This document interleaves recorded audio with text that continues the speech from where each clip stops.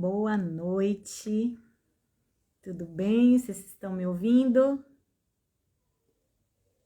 Será que essa conexão tá boa? Nós vamos dar início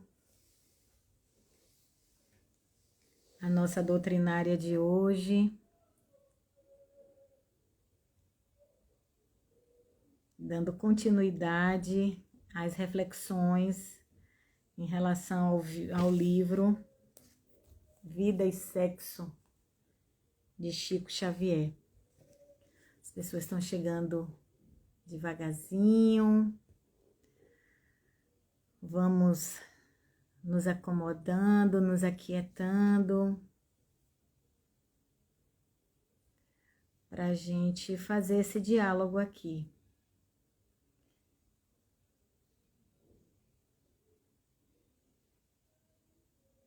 Tá bom? Então, vamos iniciar com a nossa prece, elevando o nosso pensamento ao alto, acalmando nossa mente, nosso coração, fazendo a nossa conexão com a nossa centelha divina, pedindo ao Pai Criador que abençoe essa nossa atividade, que abençoe essa noite, ao Mestre Jesus, nosso modelo e guia, a espiritualidade amiga que nos sustenta, que sustenta o trabalho da nossa casa, que esteja aqui conosco nesse momento, que nos ilumine, nos inspire e que possamos fazer um diálogo proveitoso para cada um de nós. Que assim seja. Boa noite. Vamos lá então falar sobre o capítulo 11, que trata sobre alterações afetivas. É desse livrinho aqui, Vida e Sexo, de psicografia de Chico Xavier, pelo Espírito Emmanuel. Ele é da década de 70, a primeira edição dele. E eu fico aqui a pensar o quanto esse material, quanto esse livro, ele é atual, né? E a gente vai vendo isso. Então, vamos lá. A primeira questão, assim, esse mês de julho, a gente já está finalizando, só falta mais uma doutrinária, que é de segunda-feira. A gente trabalhou vários temas deste livro, né? Foram pensados vários capítulos para servir de base, vamos dizer assim, né?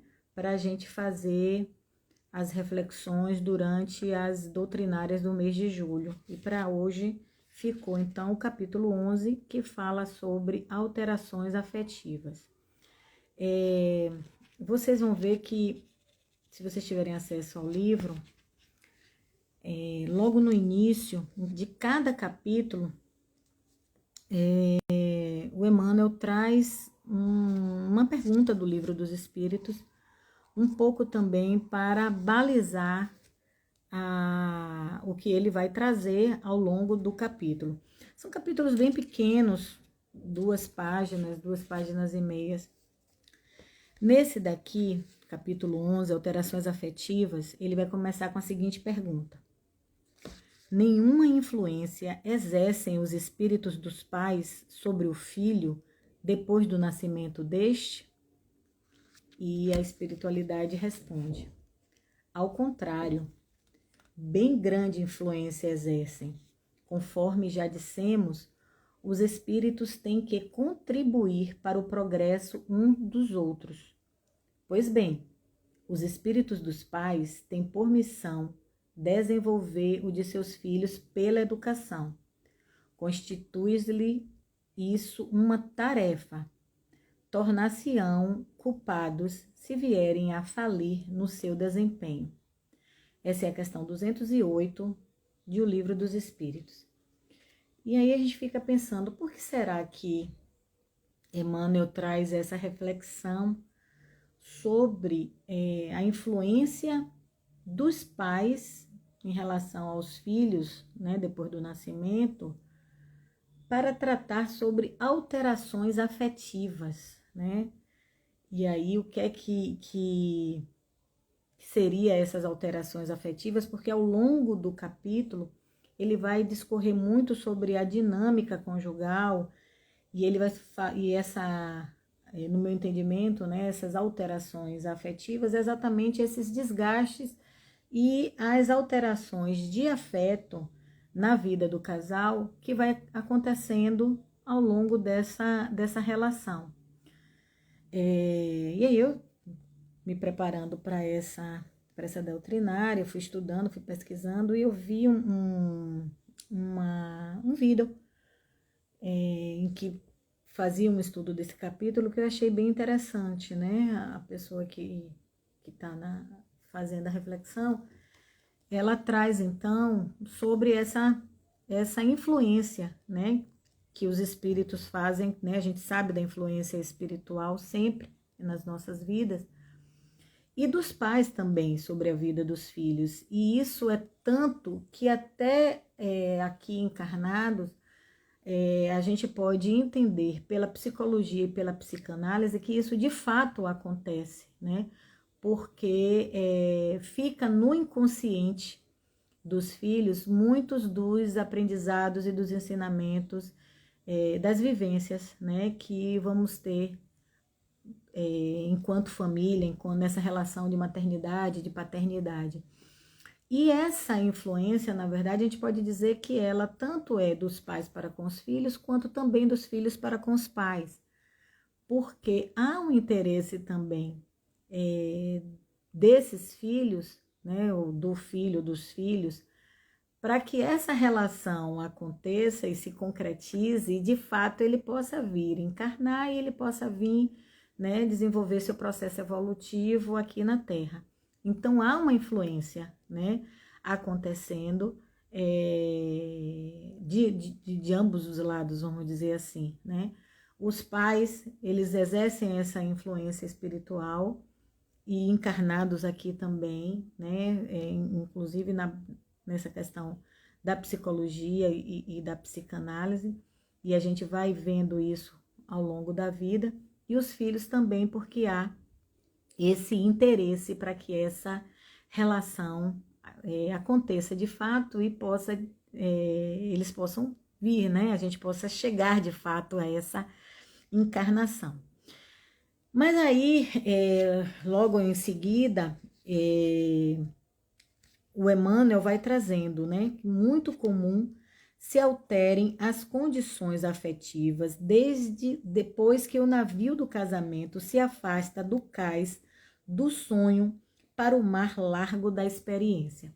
Então, interessante perceber que ele faz essa relação, né, do período de namoro, de conquista, vamos dizer assim, né, como esse cais do sonho, né, e que a gente parte para um mar largo da experiência. E aí é interessante a gente pensar que nesse navio do casamento, né, que se afasta do cais do sonho, quando a gente começa na relação a dois, é exatamente esse momento mesmo do sonho, da expectativa, da imagem que a gente vai fazendo sobre o outro, né? Que aí é tudo flores, é tudo muito lindo, a gente só consegue ver nesse momento os benefícios, as virtudes, né? Porque a gente tá ali na fase do encantamento, né? Mas só que esse navio parte, né? Como Emmanuel fala, para um mar largo da experiência. E aí é que, nesse mar largo, é que muitas vezes acontece esses desgastes e alterações de afeto nessa vida conjugal, nessa vida do casal, seja ele qual for, né? Que tipo de relação, que tipo de casal a gente esteja falando, tá? vai acontecer aí essa questão da própria longevidade da relação. Então, essa questão da gente conviver diariamente com a mesma pessoa, né, durante muito tempo. Tanto é que os mais velhos nos dizem que o casamento de fato só acontece quando termina o primeiro quilo de sal, né? Acabou o sal, aí sim a gente pode dizer que de fato estão casados, estão numa relação mais firme, né? Porque para terminar um quilo de sal com duas pessoas só se alimentando demora pra caramba, né? Demora muito. E aí é esse período de experimentar, estar debaixo do mesmo teto, vivenciando uma série de questões, né? E aí a gente vai perceber se de fato essa relação segue adiante. Para além disso, né, dessa questão da longevidade, tem a questão da maturidade entre essas pessoas e a consciência espiritual também. E aí a gente lembra, então, que a gente, de novo, né, tá sob influência também dos espíritos. A gente já, no livro dos espíritos, fala sobre isso. Há uma questão específica sobre essa questão da influência e a resposta aqui é que a influência é muito maior do que a gente pode imaginar, né? E agora, aqueles espíritos, né, ou o espírito, vamos dizer assim, que de uma certa forma influenciou para que essa relação acontecesse, muitas vezes ele já está aqui encarnado, já nessa posição de filho, né? E a gente já está vivendo uma série de experiências e de questões, né? Então, assim, nós vamos ter vários fatores, várias causas que vão interferir, que vão levar a essas alterações de afeto, né? Então, temos aí fatores sociais, né? Fatores espirituais, a gente já vem falando sobre isso, fatores psíquicos, familiares, né? A gente está falando de duas famílias, né, que se encontram, né? Então tem questões relacionadas a essa família biológica, essa árvore genealógica né, de um dos pares e do outro também, que vão se encontrar e que vão se relacionar. Então, a relação não é só entre duas pessoas, ela é uma relação também que envolve uma série de outras pessoas e que vão interferir, que vão influenciar também. E há também fatores relacionados à questão sexual. Então, a gente está falando de um livro que fala sobre vida e sexo, e esse capítulo que Emmanuel nos traz para refletir, ele traz também reflexões sobre a energia sexual e o quanto isso é importante, o quanto isso interfere na vida do casal. Mas assim, pensando nesses fatores sociais, lembrando que eu disse no início, né, que o livro foi psicografado na década de 70, a gente já está em 2023. Então, muitas questões culturais daquela época para hoje já se modificaram, né? Desde as relações, de como a gente iniciava uma relação, um namoro naquela época, de como hoje está acontecendo, né? Muito diferente. Eu tenho um filho já na adolescência, na juventude, e aí a gente percebe que os termos são outros, né? Já falam de ficar, já não é mais aquela forma como tinha antigamente, que se namorava, né? Na década, antigamente que eu digo, na década de 70, namorava, noivava, casava, ainda tem assim, Cândida? Tem, mas a gente sabe que hoje as relações, né, entre os mais jovens estão muito mais dinâmicas até, muito mais rápidas, e tem essa questão hoje do ficar, beijou, ficou, não gostou, já segue, muitas vezes até experimentam, né, vamos dizer assim, várias possibilidades, né, e elementos da cultura também que influenciavam. Então, na década de 70, a gente aqui no Brasil ainda estava em plena ditadura militar, a gente ainda estava vivendo uma experiência de um patriarcado ainda muito mais incisivo, vamos dizer. E hoje, né, pensando em 2023, a gente percebe que há uma série de mudanças nas relações, né, conjugais principalmente, onde se busca uma igualdade maior, né, entre essas pessoas, no trato com os filhos, no cuidado com a casa, né, no cuidado com a família de forma geral. Hoje a gente já fala de um exercício de uma maternidade, de uma paternidade muito mais compartilhada, né? Que essas responsabilidades sejam muito mais compartilhadas. E o cuidado da casa também. Então, naquela época tinha aquela coisa em que, mesmo a mulher já trabalhando, porque a mulher já trabalhava, se a gente for pensar na mulher negra, ela já trabalhava muito antes ainda, né? Mas a gente tinha uma relação em que a mulher tinha esse papel ainda muito social, né? De cuidar da casa, cuidar dos filhos, cuidar do marido, né? Ainda tinha isso, né? E hoje a gente já fala de uma relação mais de igualdade, de companheirismo, de compartilhar, de partilhar a vida. Então, isso tem uma série de interferências nessa relação conjugal, né? Tem uma série de alterações na vida desse casal, que ao começar, né, o primeiro momento é desse de enlevo, de encantamento, mas ao tempo em que a gente vai convivendo, a gente vai começando a perceber, né, dos defeitos, vamos dizer assim, das dificuldades, muitas vezes também projeções nossas, né? Porque é muito mais fácil a gente identificar o problema no outro do que identificar em si mesma as nossas sombras, e muitas vezes o que dificulta também é isso, né? O quanto a gente não consegue, de fato, dialogar e reconhecer essas sombras que a gente percebe no outro, mas não percebe em si. E aí no Evangelho, né, pensando no Evangelho, tem uma passagem muito interessante que é a da trave no olho, né, de que a gente consegue ver um cisco no olho do irmão, mas não consegue ver a trave, que é um pedaço muito maior no nosso, né?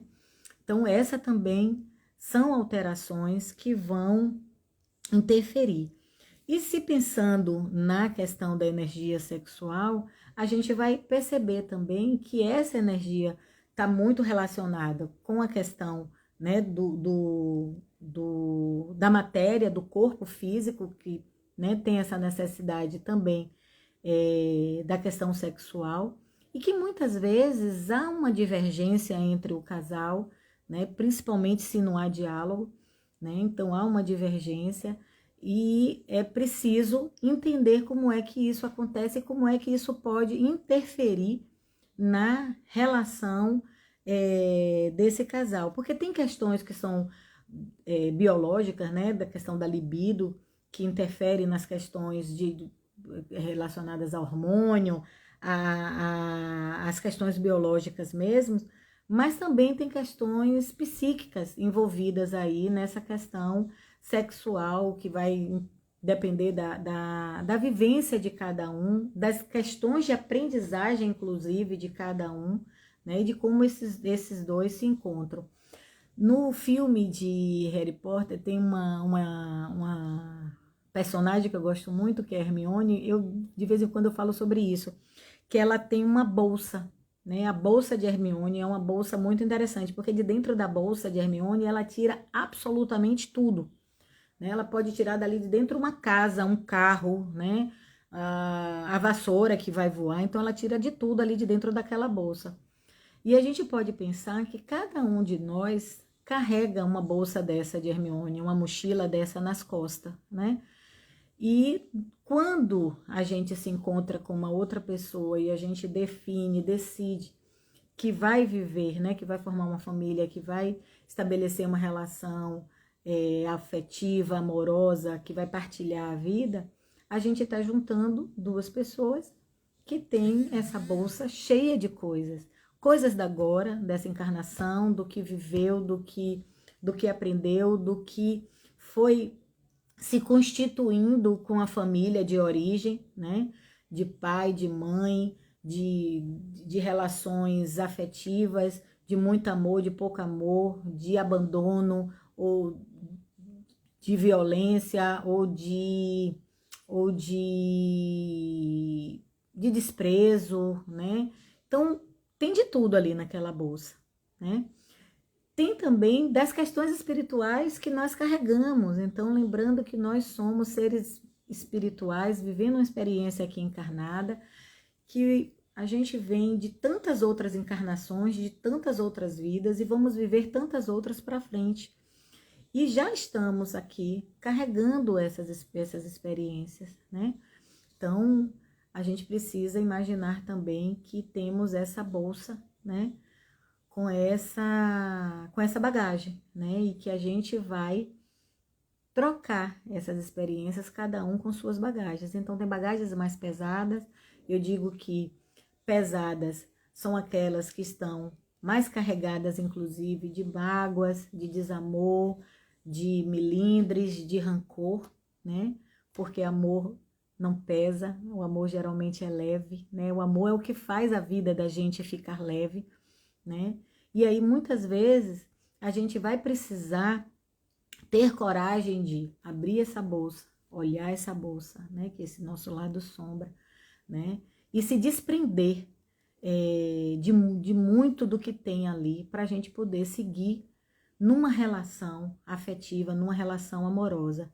E aí a gente pode falar, inclusive, de alto amor, né? Então, quando eu estudando, eu lendo esse material de Emmanuel, eu também estou vendo um material mais atual, que é de Hermance Dufour, que está me inspirando muito. Esse livro aqui, ele é Jesus, a inspiração das relações luminosas, é o que a gente está planejando, buscando embasar as atividades que nós vamos desenvolver com os jovens, com os adolescentes da GEDAC esse ano. E esse livro fala muito, muito, muito sobre essas relações luminosas, tendo Jesus como essa luz. E logo no início, assim, o primeiro parágrafo praticamente do livro, ele fala sobre o amor como a ponte que pode permitir um trânsito harmonioso desde a inteligência até os sentimentos. E ele traz o evangelho como uma proposta educacional para o amor. Olha aqui que coisa interessante. E eu vou falar um pouquinho mais sobre ele. Mais na frente eu destaquei uma parte para falar para vocês aqui, ó. Sobre o alto amor, ele diz assim: que é capaz de criar uma vida mais leve e preenchedora de paz, é fonte geradora de saúde e bem-estar. Na sua ausência, o amor a Deus pode ser apenas uma relação de interesse na qual dizemos amá-lo.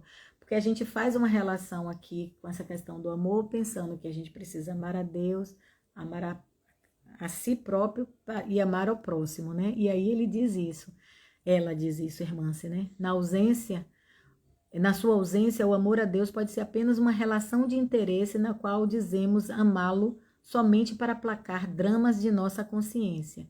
E na ausência desse alto amor, o amor ao próximo pode ser apenas uma expressão compulsiva do nosso egoísmo em querer moldar a vida alheia às nossas necessidades e caprichos. Então, se a gente não faz esse exercício de autoconhecimento, de autodescobrimento e de auto-amor, a gente tem uma possibilidade maior de estabelecer relações mais doentias, vamos dizer assim, né? Então, Hermance nos mostra que uma relação saudável, para uma relação ser saudável, ela tem que ser calcada no amor. E aí ela traz o amor a Deus, o amor a si e o amor ao próximo. Então, muitas vezes a gente vai para uma relação conjugal nessa perspectiva de amar o próximo como sendo o foco dessa intencionalidade, né? Como se fosse o principal. E a gente percebe depois que a gente acabou estabelecendo uma relação doentia, porque a gente não fez, muitas vezes, esse exercício, né, de autoamor, para de fato a gente construir uma relação saudável e uma relação calcada no amor de fato, né? Mas assim, voltando aqui para Emmanuel, no livro Vida e Sexo, ele traz, né, que converte-se então a esperança em trabalho e desnudam-se problemas que a ilusão envolvia. Ou seja, no início, né, de novo, no início, tudo são flores, tudo é encantamento e a gente não consegue perceber nada disso porque tá tudo em volta desse sonho, dessa ilusão, né? Em muitos casos, a altura da afeição permanece intacta. Entretanto, na maioria das posições, arrefece o calor em que se aquecia o casal nos dias primeiros da comunhão esposalícia. Né? E aí, aqui a gente pode falar também dessa pulsão sexual, né? De que no início há todo aquele encantamento, a gente quer ficar junto o tempo todo, a gente quer namorar, a gente quer beijar e tal, aquela coisa toda. E com o tempo, né, com a convivência, isso pode ir diminuindo. Tem uns memezinhos no Instagram que eu acho graça, às vezes até com um bichinho, que mostra assim, casais de gatinhos, né, no início do namoro, e aí eles agarradinhos, um lambendo o outro, um fazendo carinho no outro. Aí passou-se um tempo, aí eles já estão mais aninhados, uma coisinha mais calma, estão ali juntinhos. E depois de muito tempo, né, dizem assim, 10 anos de casados, aí eles fazem essa relação, essa analogia, né? Eles já estão ali se engalfinhando, né? Com as patinhas, né? E aí a gente ri e tal, de que muitas vezes a relação é isso mesmo, né? E é o que Emmanuel nos chama, faz esse convite para a gente refletir nesse capítulo por que é que isso acontece, por que é que acontecem essas alterações afetivas. E ele faz um convite, né, de urge, porém, salvar a embarcação ameaçada de sossobro, seja pelo choque contra os rochedos ocultos das dificuldades morais ou pelo naufrágio nas águas mortas do desencanto.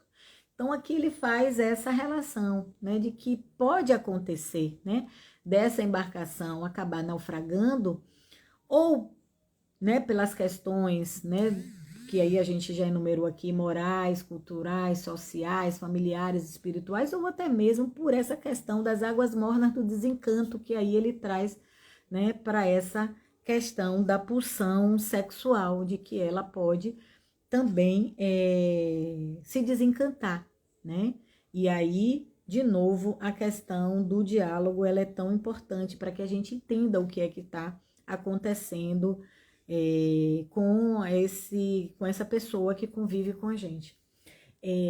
Tem uma frase de Nietzsche também, um filósofo, que ele diz que mais do que o sexo, né, eu achei interessante isso, de que o que segura o casamento não é o sexo, mas é o diálogo, né?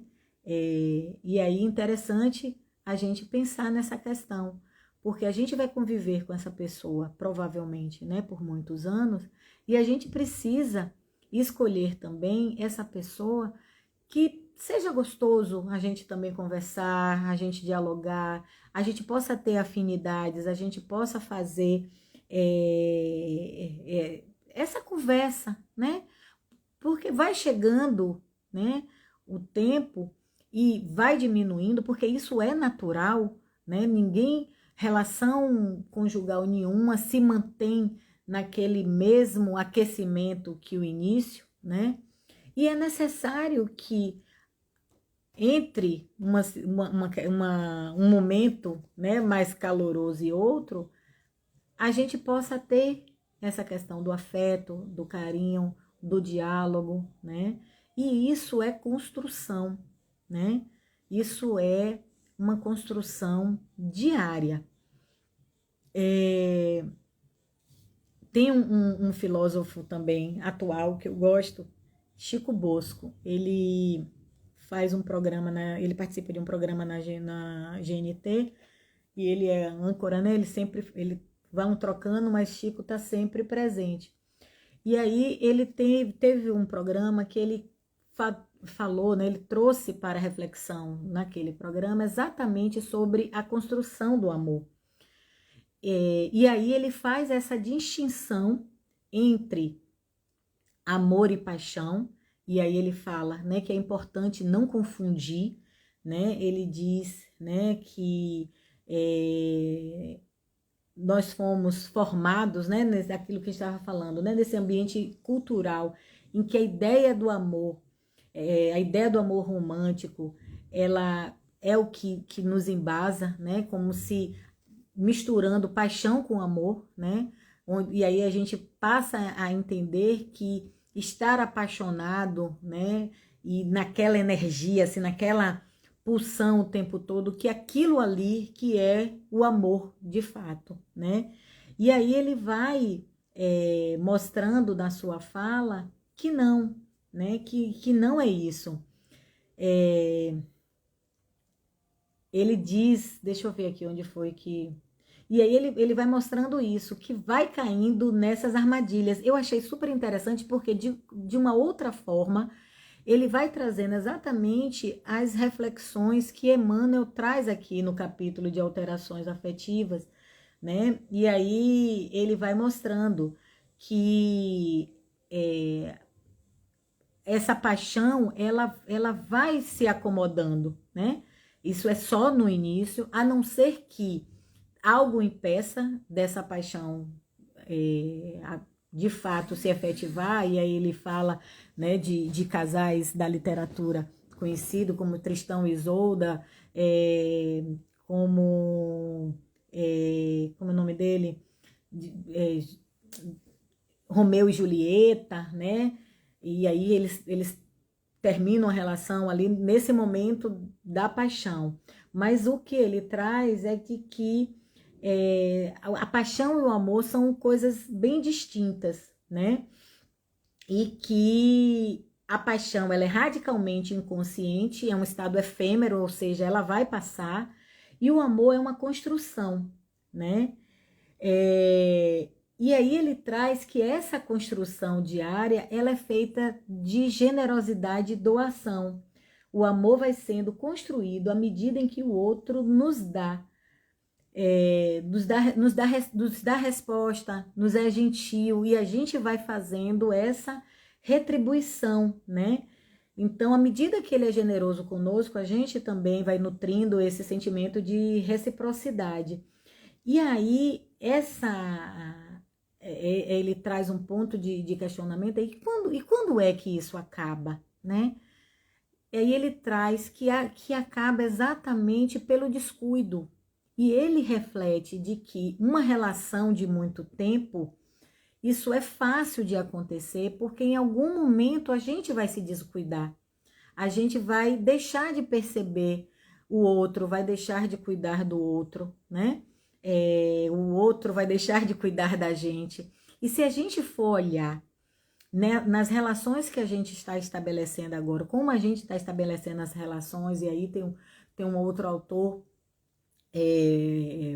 Barman, que ele fala das relações líquidas, do quanto hoje é muito efêmero, a gente não aprofunda, a gente fica sempre na superfície. A gente tem hoje esse aparelhinho aqui que nos ajuda tanto, que hoje está nos aproximando, que está fazendo com que a gente, né, faça esse diálogo, mas que muitas vezes é um elemento também que afasta, porque às vezes a gente está com uma pessoa aqui ao nosso lado, presente, mas você está ali conectado com um mundo, com zilhões de seguidores, vamos dizer assim, em relações superficiais. E a gente não se volta de fato para alimentar essa relação, né, nesse convívio diário, né, de que a gente está estabelecendo. Então, ele traz também, né, que vários outros elementos têm a ver com esse descuido, e até mesmo essa questão dos filhos. Então, você se volta para cuidar dos filhos, da casa, do trabalho, né? Então, essa cultura produtiva, de que a gente tem que produzir, e a gente vai se perdendo, né, nesse materialismo, né? E aí vai minguando o sentimento, a vontade de querer se dar, querer de estar junto, e o amor vai terminando. E ele traz também uma reflexão de que muitas vezes, apesar disso, algumas relações ainda seguem juntas, não mais com esse amor de fato, mas por conta também de algumas outras necessidades que fazem com que essas pessoas permaneçam juntas. Às vezes, necessidades sociais, né, de manter o casamento, necessidades financeiras, de dependência econômica, pelos filhos, por achar que é necessário continuar juntos pelos filhos, mas essa relação ela já não está mais sustentada pelo amor de fato, né? Muitas vezes essa relação já virou uma relação zumbi e não mais há uma relação de amor, né? E aí ele traz também que o maior inimigo do amor é o egoísmo, né? E a gente vai ver que o Emmanuel traz isso também no seu livro, né? Nesse capítulo, né? Dessa questão do egoísmo como um elemento que vai, né, ser assim importantíssimo para acontecer essas alterações afetivas, essas alterações na relação conjugal, né? Então, voltando aqui, né, para Emmanuel, ele vai dizendo, olha só como tem muito a ver do que o Chico Bosco trouxe nesse comentário que ele fez sobre de como o amor se constrói, dessa diferença entre amor e paixão, e de como o amor também, ele acaba morrendo pelo descuido, né? E aí ele traz aqui, parceiro e parceira nos compromissos do lar precisam reaprender na escala do amor, reconhecendo que acima da conjunção corpórea, fácil de se concretizar, é imperioso que a dupla se case em espírito. Então, para além dessa relação do corpo, para além dessa relação física, para além dessa pulsão sexual, vamos dizer assim, é necessário também que haja esse casamento de almas, porque isso diminui, isso se arrefece, isso pode passar, mas essa relação de almas é o que permanece, né? Não se inquiete o par à frente das modificações ocorridas, de vez que toda afinidade correta nas emoções do plano físico evolui fatalmente para a ligação ideal, a exprimir-se na ternura confiante da amizade sem limites. Extinta a fogueira da paixão, olha lá de novo essa questão da pulsão sexual, na retorta da organização doméstica, remanesce da combustão o ouro vivo do amor puro, que se valoriza cada vez mais de alma para alma, habilitando o casal para os mais altos destinos na vida superior. Isso acontece porque os filhos que surgem são igualmente peças do matrimônio, compelindo o lar a recriar-se de maneira incessante em matéria de instituto endereçado ao trabalho de assistência recíproca. Aí aqui ele chama a responsabilidade, né, mostrando a questão do traz os filhos como peças do matrimônio, no sentido de que como a gente estabeleceu um compromisso de cuidar desses filhos, e isso vai nos ser cobrado, né, a gente tem uma responsabilidade, essa missão ela não é fácil, muitas vezes a gente precisa recriar a relação exatamente pelo compromisso que a gente tem com os filhos. E aí, assim, lembrando o tema que a gente dialogou na semana passada, que Benício trouxe, que foi sobre divórcio, né? A gente precisa pensar também que muitas vezes, quando essa relação ela já chegou no nível de desgaste e tal, até por respeito e por compromisso e por responsabilidade com esses filhos que estamos criando, é importante que cada um parta para o seu caminho, faça a sua jornada, mas se permaneça a relação de paternidade e maternidade, né, que essa não se rompe, né? Então, é possível, sim, chegar no nível de desgaste tal, essas alterações afetivas, elas serem tão profundas, vamos dizer assim, que não se consiga fazer essa retomada, reconstruir o caminho e chegar de fato então ao rompimento, e que às vezes é melhor então que isso aconteça de fato, né? Para que se mantenha ainda o respeito entre essas pessoas, entre esse casal, do que continuar a forçar essa barra, a estabelecer uma relação onde não há mais respeito, onde o amor já se foi há muito tempo, e chegar, por exemplo, a uma situação de violência ou uma situação como a gente tem visto aí da questão do feminicídio, né? Então, é importante a gente pensar sobre isso. O carinho repartido, a princípio a dois, passa a ser dividido por um maior número de partícipes do núcleo familiar, né? Então, quando chegam os filhos, os filhos, esse afeto, ele acaba sendo dividido. E aqui, muitas vezes, se não tiver maturidade, se não tiver uma consciência espiritual, né, ao invés de se juntar, ao invés de se unir, acaba rompendo mais ainda. E esses mesmos condôminos no estabelecimento caseiro, em muitas circunstâncias, são os associados da doce hipnose do namoro e do noivado, que mantinham nos pais jovens ainda solteiros a chama da atração entusiástica até a consumação do enlaçamento afetivo, que foi aquilo que eu falei, que os filhos acabam espiritualmente exercendo também uma influência para que esse casal, de fato, estabeleça ali a relação para que eles possam vir, né?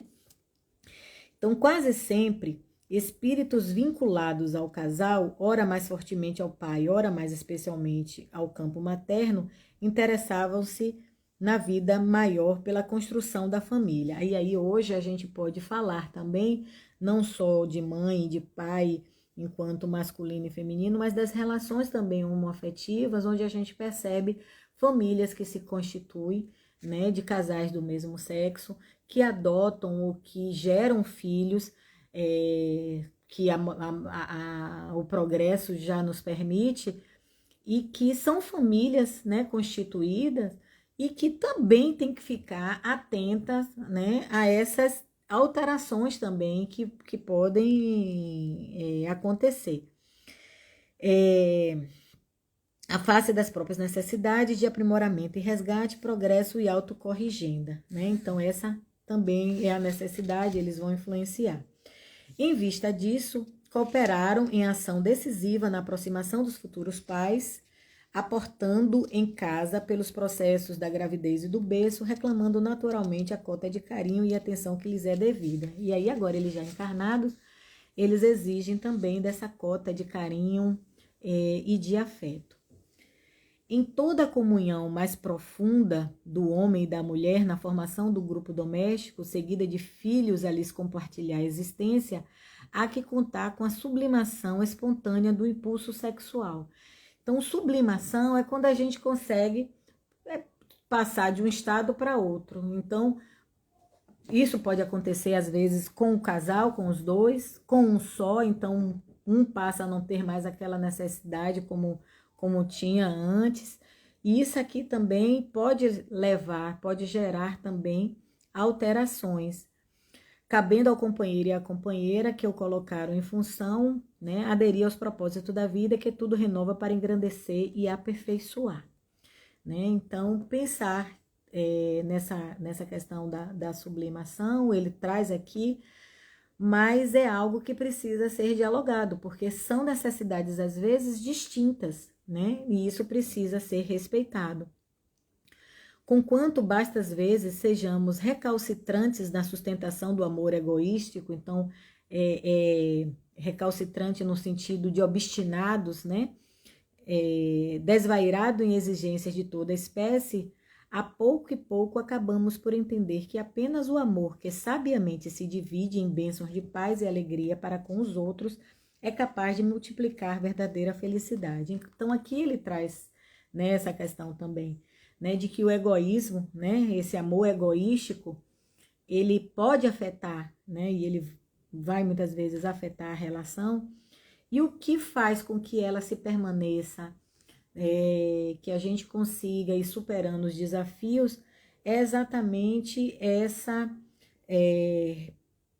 união, né? Essa relação de amorosidade, de generosidade, de doação, né? Mas que é preciso ser feito, e aí a gente chama a irmã-se de novo, é preciso que seja feito esse movimento, né? De autocuidado, de autoamor, de autoconhecimento, de autodescobrimento, para que a gente possa estabelecer relações saudáveis com essa pessoa, com essa outra pessoa, né? Então, muitas vezes a gente vê também, tenho visto isso também, as pessoas falando assim do tipo que o checklist hoje para você namorar é saber se o outro está fazendo terapia, né? Se está fazendo terapia, está com a terapia em dia, então vamos lá, vamos estabelecer a nossa relação, porque senão fica extremamente difícil, né? Às vezes você está se trabalhando, você está fazendo esse movimento, mas se o outro também não tiver, não dá para você fazer pelo outro. Esse é um movimento que ele é extremamente individual. Você pode até sensibilizar, influenciar para que o outro perceba essa necessidade, mas você não tem como fazer pelo outro, nunca, né? E aí tem um outro trechinho aqui que eu marquei de Hermance,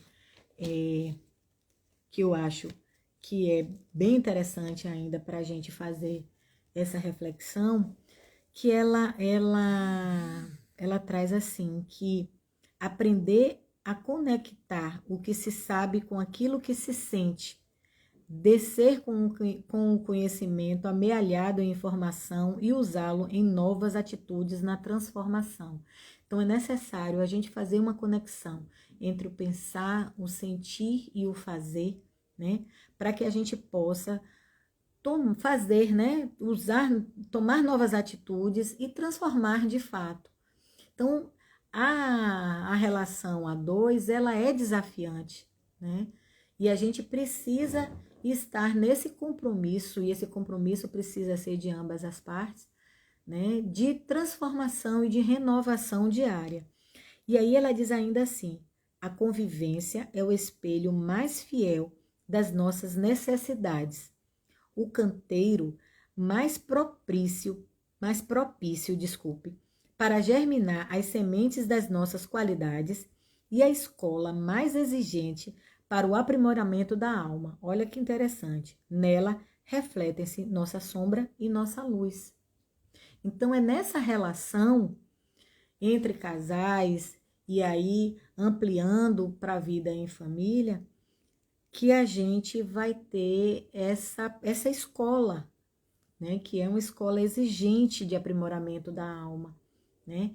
A gente não faz a nossa reforma íntima, a gente não evolui, né? Nisso que a gente diz, que a gente vem encarna aqui nesse nosso planeta para fazer o nosso processo evolutivo, a gente não faz isso sozinho, a gente faz na relação com o outro.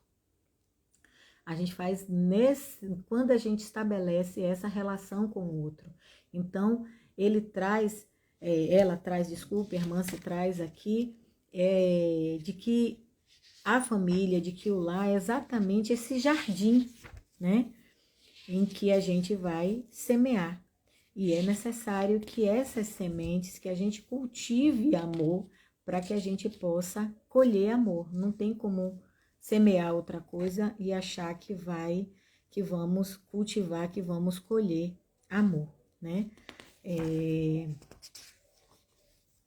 Tem uma música também, eu me lembrei aqui de uma música, é recente, é nova, é da atualidade, que eu acho tão interessante, é Partilhar, o nome da música, que é de Rubel, não sei se vocês já ouviram falar, mas procurem.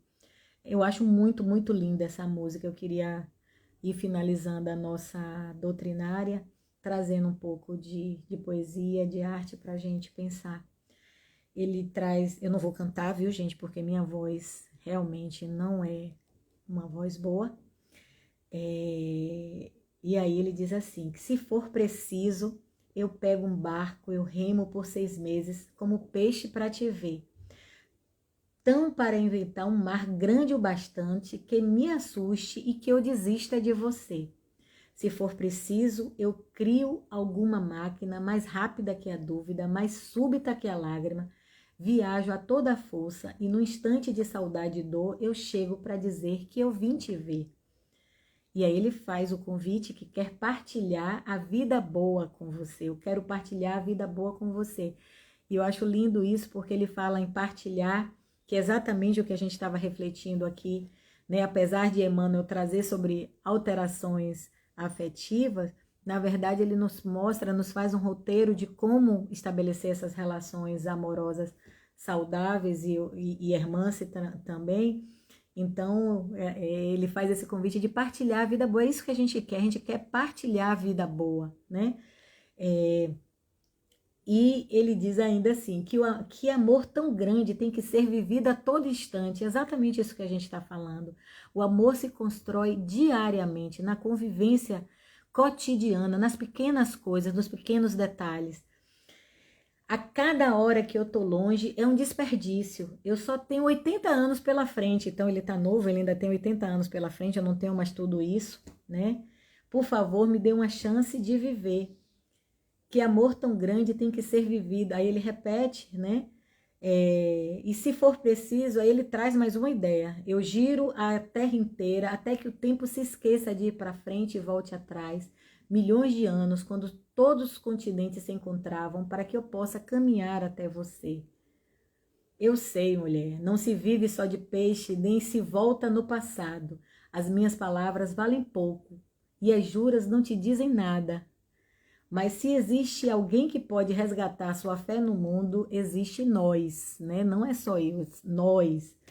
Também perdi o meu rumo, até o meu canto ficou mudo, e eu desconfio que esse mundo já não seja tudo aquilo, mas não importa, a gente inventa a nossa vida e a vida é boa com você. Eu quero partilhar a vida boa com você. Então, aí ele vai repetindo isso. Então, na verdade, o que a gente quer é isso, é partilhar a vida boa, mas a gente precisa ficar atento, né, o tempo todo a essas possibilidades aí de alterações afetivas que podem acontecer. Hermance nos traz também Jesus como essa inspiração para relações luminosas. A gente tem o nosso modelo, a gente tem os ensinamentos que a doutrina nos traz para nos fortalecer cotidianamente, diariamente, para a gente superar os desafios. A gente tem ainda, né, uma prática maravilhosa que é a do Evangelho do Lar, que nos inspira e que nos fortalece sempre, né? Então, o exercício também do Evangelho do Lar é uma forma também de ir nos fortalecendo espiritualmente, de ir fortalecendo os laços de união, de amorosidade na família, né? Mesmo até que nem todos façam, mas com certeza a influência do evangelho, né? Da pessoa ali fazendo o evangelho, faz muitas vezes que você comece sozinho e quando menos espera, a família toda já está fazendo ali contigo. E a gente vai percebendo o quanto vai acontecendo de mudança, porque, de fato, é um desafio muito, muito grande, né?